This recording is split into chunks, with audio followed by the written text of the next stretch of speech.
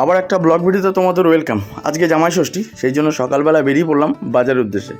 কিন্তু এই রেলগেট আমাকে পিছু ছাড়বে না। ট্রেন যাচ্ছে বনগা থেকে রানাঘাটের উদ্দেশ্যে।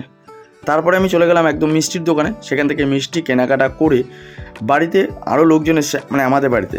যাই হোক, তাদেরকে সমস্ত কাজকর্ম বুঝিয়ে দিয়ে মাকে সমস্ত কিছু জোগাড় করে দিয়ে বাবাকে আমি বেরিয়ে বললাম এবার ষষ্ঠীর উদ্দেশ্যে। যাই হোক, মাকে এবার টাটা বলে যে চলো, তোমাদের যদি কোনো প্রবলেম হয় আমাকে ফোন করো, এরকম ব্যাপারটা বলে টলে দিয়ে আমি সমস্ত লাগেজ নিয়ে চলে গেলাম। না, অনেকে ভাবছো যে ষষ্ঠী তো শ্বশুরবাড়ি তো খুবই কাছে, কিন্তু এত বড় লাগেজ কেন? সেটাই দেখতে হলে বা জানতে হলে পুরো ব্লগ ভিডিওটা তোমাদের দেখতে হবে, মিস করা যাবে না। তো অর্পিতা চলে গেলো আবারও মিষ্টির দোকানে। যাই হোক, সেখান থেকে মিষ্টি নিয়ে পৌঁছে গেলাম শ্বশুরবাড়িতে। সেখানে সমস্ত ষষ্ঠীর এইসব নিয়মকানুন হয়, সেই সব নিয়মকানুন দেওয়া হচ্ছে। এটা আমার প্রথম ষষ্ঠী, সবাই জানো। যাই হোক, ষষ্ঠীর এই আনন্দ উপভোগ করব, মজা করব, আর তোমাদের কাছে সমস্ত কিছু শেয়ার করব। কারণ বুঝতেই পারছো, এত সুন্দর একটা মুহূর্ত, সেটা যদি তোমাদের কাছে শেয়ার না করি তাহলে কীরকম হবে বলো। যাই হোক, এখান থেকে ছোটোখাটো একটা ষষ্ঠীর পর্ব শেষ করলাম। এরপরে হবে তো মেন যেটা, সেটা হলো আমাদের প্রথমবারের ষষ্ঠী হবে মামার বাড়িতে। যাই হোক, অর্পিতার লাগেজ দেখেই বুঝতেই পেরেছো। আর একদম ফুলফিলভাবে তাকে হেলমেট পরিয়ে রেডি করে নিলাম, কারণ বাড়ি থেকে প্রায় 50 থেকে 55 কিলোমিটারের পথ। যদি হেলমেট নিয়ে রেডি না হই তাহলে খুব মুশকিল হবে। সেই জন্য ও আর আমি দুজনেই হেলমেট পরে ফুল সেফটি নিয়ে নিলাম। গাড়ির কাগজপত্র একদম পারফেক্ট, কোনো চাপ নেই। যেতে যেতে গাড়িতে পেট্রোল কম দেখলাম, তাই ভাবলাম যে পেট্রোলটা ফুল করে নিই। না, এখানে দেখছো 2 ধাক, মানে পেট্রোল ভরবো, ফুল ট্যাঙ্কি পেট্রোল ভরে নিলাম।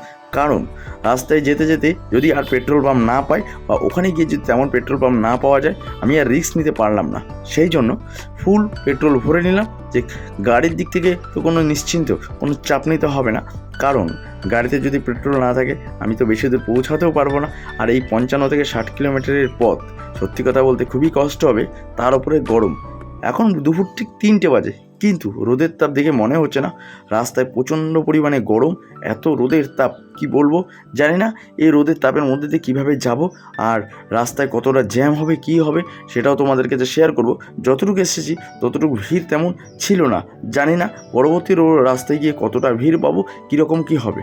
যাই হোক, রাস্তায় তেমন ভিড় ছিল না, মোটামুটি ফাঁকা। কিন্তু আমি গাড়ির স্পিড বেশি তুলি না, 40 থেকে 50-এর মধ্যেই আমি গাড়ির স্পিড সবসময় রাখি, কারণ আমি বেশি জোরে চালানো পছন্দ করি না। চলো, প্রচণ্ড গরম রাস্তায়, তাই ভাবলাম যে একটু স্টে করতে করতে যাই। তো আর বাবা কি গেলে তোমার এই ধরনের একদম ও আওয়াজ, না। যাই হোক, এখন কেন আসছে না, একটু ওয়েট করতে হলো এই কারণেই। বাবা মা পিছনে আছে, মানে ওর বাবা মাও যাচ্ছে। আমাদের আজকে ডেস্টিনেশন বনগা বাগদা মামার বাড়িতে। আমরু, আমি বলছি ওই বাগদা বর্ডার, তো তাই জন্য বাগদা বলা। আমরু, সরি, আমরা যাচ্ছি আমরু।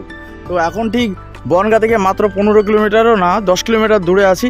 তো বনগা থেকে আবারও আমরু প্রায় 25 কিলোমিটার। তো বুঝতেই পারছো অনেকটা পথ। তো চলো ধীরে ধীরে দেখাবো। এখন অনেক কিছু কেনাকাটা হয়নি ভাই, ষষ্ঠীতে যেতে গেলে অনেক কিছু কিনে নিয়ে যেতে হবে। কি নেবো, ঠিক আছে, এখান থেকে বাড়ি থেকে নিয়ে নিলাম, কেন গরম প্রায় 2 ঘন্টা মতো লাগবে, সেই জন্য ওখান থেকে নেবো। যাই হোক, আমি পৌঁছে গেলাম একদম বনগাঁয় ইছামতি যে ব্রিজ, সেইখানে। দেখতে পাচ্ছ কত সুন্দর এই জায়গাটা। আগের ব্লগেও দেখেছিলে যে এই জায়গাটা বেশ সুন্দর। সত্যি কথা বলতে এইখানে প্রচণ্ড হাওয়া ছিল, আর অপূর্ব একটা লোকেশান। যাই হোক, এখানে আমরা অনেক আধ ঘন্টা মতন একটু দাঁড়িয়ে রইলাম, কারণ অনেকটা পথ আসার পর একটু রেস্টের প্রয়োজন। প্রথমত এই গরম একদম ক্লান্ত করে দিচ্ছে, সেই জন্য ভাবলাম যে না, এখানে একটু স্টে করি এবং তোমাদের কাছে এই সুন্দর জায়গাটা একটু দেখানো যাক। কি সুন্দর অপূর্ব লাগছে না জায়গাটা। রাস্তায় তেমন ভিড় ছিল না, ওই যে দেখতে পাচ্ছ আমার গাড়ি। আর এখানকার জায়গাটা খুব অপূর্ব, এত সুন্দর একটা জায়গা তোমাদের কাছে শেয়ার না করে পারলাম না। এটা সেই ইছামতি ব্রিজ, মানে সামনেই বাংলাদেশ, ওইদিকে পেট্রোপোল। মানে ব্যাপারটা, এখান থেকে পেট্রোপোল মাত্র 9 কিলোমিটার, আর এখান থেকে বাগদা মানে আমডো, মানে বাগদা বর্ডারের পাশে আমডো, আর মাত্র 27 কিলোমিটার। বেশি পথ নয়, হয়তো আর 1 ঘন্টার পথ। যাই হোক, এখানে একটু রেস্ট নিয়ে নিলাম, কারণ এখান থেকে কিছু কেনাকাটার পর্ব ছিল, সেগুলো ভাবলাম যে কেনাকাটা করে একেবারে নিয়ে চলে যাব। মানে কেনাকাটা বলতে আমটাম যা হয়, আমি তো ওখান থেকে কেনা আনা হয়নি, এখান থেকে নিয়ে নেব। আর এখানের অপূর্ব লোকেশান খুব সুন্দর লাগছে, আমার তো বেশ ভালো লাগে এখানে। যারা তোমরা বনগাঁতে ঠাকুর দেখতে আসো, এখানের ব্রিজটা তো জানোই যে কি অপূর্ব। এখানে যে পরিমাণে ভিড় হয়, ঘড়ির কাঁটা দেখলাম 4টে বাজতে 10 মিনিট বাকি। তাই ভাবলাম আর দেরি করবো না, কারণ এখন 4টে বাজতে 10 মিনিট বাকি, এখনও 1 ঘন্টা পথ বাকি। পৌঁছাতে আমাদের 5টা সাড়ে 5টা বেজে যাবে। ওদিকে আবার কী রকম কী পথ আছে। তো এই ব্রিজটাও বেশ সুন্দর, দেখতে পাচ্ছ। যাই হোক, এইবার আমরা বেরিয়ে পড়লাম আমডোবের উদ্দেশ্যে। আর রাস্তাটা কি অপূর্ব, বেশ ভালো লাগছিল, কারণ গতবার যখন এই রাস্তা দিয়ে এসেছিলাম রাস্তাটা তখন কাজ চলছিল, তাই এইবারের রাস্তাটা খুব অপূর্ব। আর এই প্রাকৃতিক সৌন্দর্য মন ভালো রাখার একটা সুন্দর জায়গা। তোমরা অবশ্যই গ্রাম ভালোবাসো, আর গ্রামের এই রকম অপূর্ব সৌন্দর্য তোমাদের মন খুব আকৃষ্ট করবে। আমার তো গ্রাম খুব ভালো লাগে, কারণ আমার বাড়ি গ্রামে। আর গ্রামের এই অপূর্ব সৌন্দর্য মন ভালো রাখার অন্যতম একটা কারণ। যাই হোক, এই অপূর্ব লোকেশন দেখতে দেখতে একদম বর্ডারের পাশ দিয়ে, এটা হলো বাংলাদেশ বর্ডার, ওই পাশে তারকাটা হলো বাংলাদেশ, আর এই পাশে ইন্ডিয়া।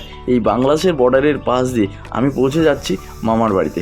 যাই হোক, একদম গ্রামের রাস্তা, গলি রাস্তা, সুন্দর কিন্তু অপূর্ব একটা লোকেশান। দেখতেই পাচ্ছ চারিদিকে শুধু বাগান আর বাগান, মাঝখান দিয়ে এই সুন্দর একটা রাস্তা। আমি আর অর্পিতা দুজনে, সামনে মা বাবা আছে। এই যে দেখতে পেলে কি সুন্দর লাগছে না? এই ব্রিজটা কি বলবো, প্রথমে তো আমি ভয় পেয়ে গেছিলাম এই ব্রিজটা দেখে, যে এটা দিয়ে মোটর সাইকেল 4 চাকা সমস্ত কিছুই যাচ্ছে। আমার তো প্রাণ একদম যায় যে এইভাবে যদি পড়ে যাই কি হবে। যাই হোক, কোনো কর্মে ওই পাশে পৌঁছালাম। ওই পাশে পৌঁছে আম নেব, সেই জন্য আমের দোকানেও দাঁড়ালাম। কিন্তু আমার চোখে দেখতে পেলাম যে একটা 4 চাকা যাচ্ছে। তাই তোমাদের কাছে একটু দেখাবো যে এই 4 চাকাটা বলে ঠিক ওই পাশ দিয়ে যাবে। আর এই ব্রিজটা তৈরি করেছে বলে একজন ভদ্রলোক, তার সম্পূর্ণ নিজস্ব পয়সায়, মানে লোকে যা দেয় গাড়ি ঘোড়া গেলে সেই পয়সার উপর তিনি রিপেয়ার করে, সরকারের কোনো হাত নেই। যাই হোক, তার মুখ থেকেও কথাটা শুনবো, চলো তার কথাটা শুনি। আপনি করেছেন কোনো খরচ টরচ কি সম্পূর্ণ সরকার না?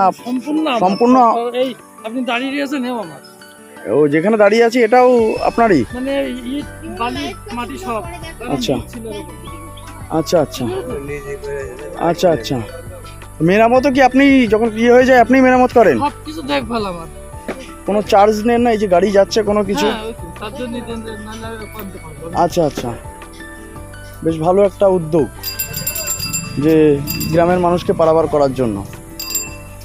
বর্ষা সিজনে কি অনেকটা জল হয়ে যায় মাথায় মাথায়? সেম আচ্ছা আচ্ছা। এছাড়া এই ব্রিজ ছাড়া আর কোনো কিছু যোগাযোগের পথ নেই ওখানে, এই পার আর এপার? আচ্ছা এরপরে বাগি একটা ব্রিজ করা আছে, আচ্ছা ব্লুট একটা আছে, আচ্ছা আষাঢ়ও আছে, যোগাযোগের ব্যবস্থা সব বাইরে শুরুতে থাকলেও আমাদের যাওয়া তো সম্ভব না, অনেক দূর। বুঝতে পেরেছি, ভালো একটা উদ্যোগ, ভালো একটা সুন্দর উদ্যোগ। না এখনও যাওয়া শেষ হয়নি, এখনও কিছুটা পথ বাকি আছে সেই ব্রিজটা ধরে, তারপরেও এই সুন্দর লোকেশান। আহা, রাস্তাটা দেখেছো, চারিদিকে শুধু বাগান, মাঝখান দিয়ে রাস্তা। আমার তো বেশ ভালো লাগে। অবশেষে মামার বাড়ির আগে আমরা বাজারে এসে পৌঁছালাম। এই হলো এখানে হাট বুধবার, এখানেও কিন্তু জামা কাপড়ের হাট বসে আমাদের মতন। যাই হোক, এখানের হাটের পাশে মামার বাড়ি। চলো একেবারে মামার বাড়ি পৌঁছানো যায়। দাঁড়িয়ে আছে, ক্যামেরা অন রাখবা।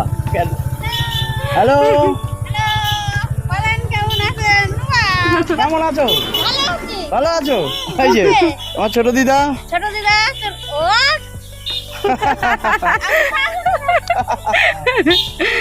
চলো রেখে আসছি, হ্যাঁ এই উন্নাটা আমার। ওই যে অঙ্কুশ দাঁড়িয়ে আছে, কড়াই আছে।